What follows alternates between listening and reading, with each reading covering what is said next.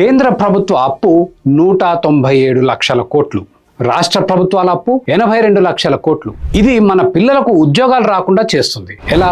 మన ప్రభుత్వాలు తెగబడి అప్పులు చేసి ఆ డబ్బు చాలా వరకు ఉచితాలకు, ప్రభుత్వ ఉద్యోగుల జీతాల మీద తగలబెడుతున్నాయి.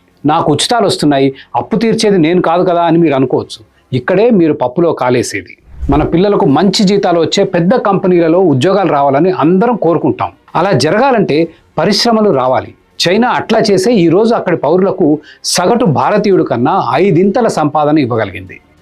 పరిశ్రమలు స్థాపించాలంటే డబ్బు కావాలి. మరి డబ్బు ఎక్కడి నుంచి వస్తుంది?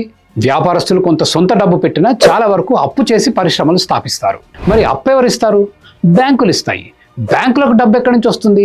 ప్రజలు ఆదా చేస్తే వస్తుంది. అయితే బ్యాంకుల దగ్గర ఉన్న డబ్బులో సగం ప్రభుత్వమే లాగేస్తే పరిశ్రమల స్థాపనకు అంతమందం డబ్బు దొరకదు.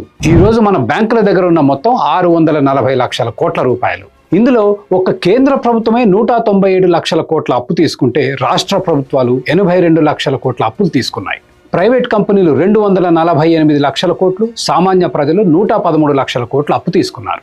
కేంద్ర రాష్ట్ర ప్రభుత్వాలు కలిసి 279 లక్షల కోట్ల అప్పులు చేసి ఉచితాల మీద, ప్రభుత్వ ఉద్యోగుల జీతాల మీద వృధా చేశాయి. ఒకవేళ ప్రభుత్వం దుబారా తగ్గించి ఒక 200 లక్షల కోట్లు బ్యాంకుల్లోనే ఉండనిస్తే ఏమయ్యేది? ఎన్ని పరిశ్రమలు వచ్చేవో ఊహించగలరా? ఆ పరిశ్రమల్లో ఎన్ని కోట్ల నిరుద్యోగ యువతకు ఉద్యోగాలు వచ్చేవి? కాబట్టి మన నాయకులు అప్పులు చేసి ఉచితాలు పంచుతుంటే సంబరపడి ఓట్లేయకండి. అవి మీ పిల్లల భవిష్యత్తుని పణంగా పెట్టి మీ ఓట్లు కొనే ఒక పెద్ద స్కామ్ అని గుర్తించండి.